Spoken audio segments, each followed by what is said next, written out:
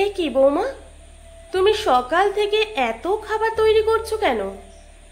মা, আমি সিদ্ধান্ত নিয়েছি আজ দরিদ্র মানুষদের খাবার খাওয়াবো। এত টাকা পেলে কোথায়? নিশ্চয়ই আমার ছেলের পকেট থেকেই চুরি করেছো। আমার আপনার মতো স্বামীর পকেট থেকে টাকা সরানোর স্বভাব নেই মা। মুখ সামলে কথা বলো বৌমা।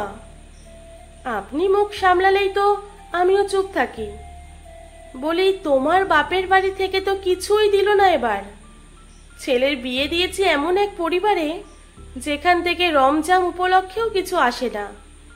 শাশুড়ি মায়ের কথায় আমি মুচকি হেসে উত্তর দিলাম, মা, এসব আমার বাপের বাড়ির থেকেই আনা জিনিসপত্র। শাশুড়ি মা ভারী অবাক হলেন আমার কথায়। চোখ দুটো বড় বড় করে বললেন, সে কি, কখন দিয়ে গেল এসব?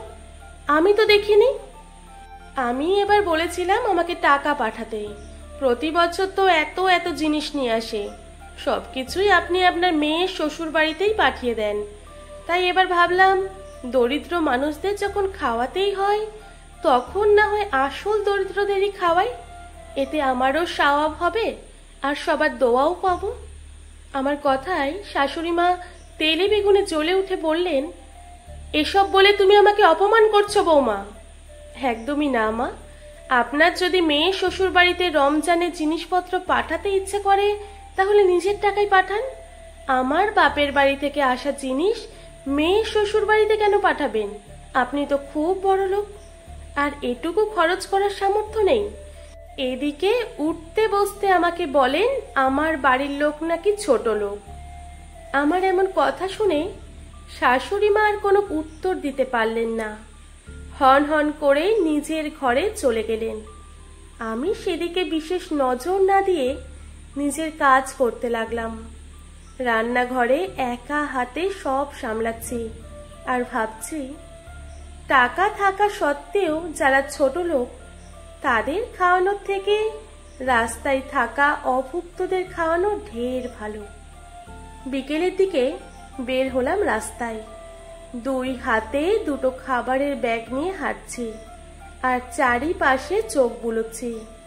কিছুটা সামনে যেতেই একজন বৃদ্ধকে রাস্তায় বসে থাকতে দেখে সেদিকে এগিয়ে গেলাম। তার হাতে খাবারের একটা প্যাকেট ধরিয়ে দিতেই তিনি বিশ্বজয়ী হাসি দিয়ে দোয়া করলেন আমাকে। আমি হাসি মুখে সামনের দিকে অগ্রসর হলাম। একে একে প্রায় 40 জনের হাতে খাবারের প্যাকেট ধরিয়ে আমি বাড়ির দিকে হাঁটা দিলাম। ইফতারির কিছুক্ষণ আগে বাড়িতে ঢুকতে শুনতে পেলাম আমার শাশুড়ি আমার স্বামীকে বলছে, শোন তানভীর, তোর বউ আমাকে আজ অনেক আজে বাজে কথা বলেছে। তা কেন বলেছি সেটাও বলুন মা। আমাকে হয়তো এই সময় আশা করেননি তিনি। খানিকটা চমকে গিয়েই বললেন, তোমার পাড়া বেরোনো শেষ? আমি যে পাড়া বেরোতে যাইনি সেটা আপনিও খুব ভালো করেই জানেন মা। আপনার ছেলে বাড়িতে আসতেই নালিশ করা শুরু করে দিলেন।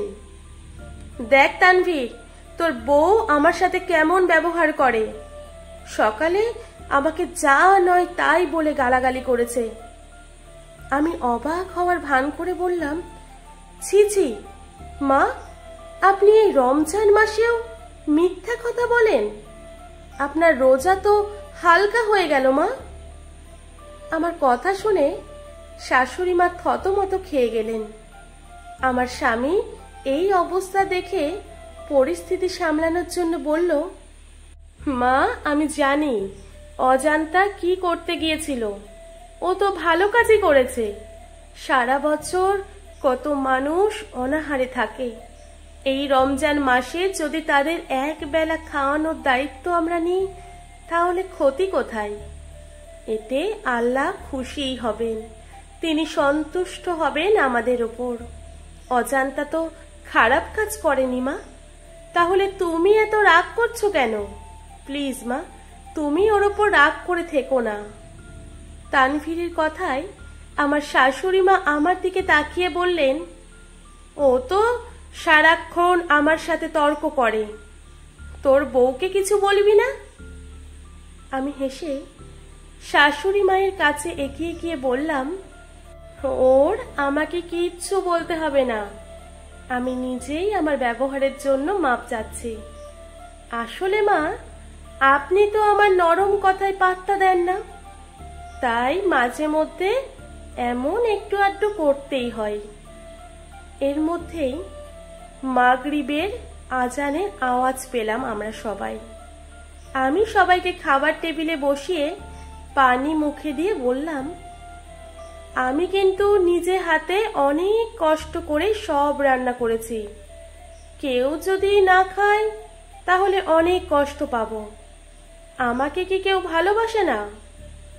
আমি যে কথাটা শাশুড়ি মাকে উদ্দেশ্য করে বলেছি সেটা তিনি বুঝতে পেরে একটা বেগুনি নিয়ে খেতে শুরু করলেন।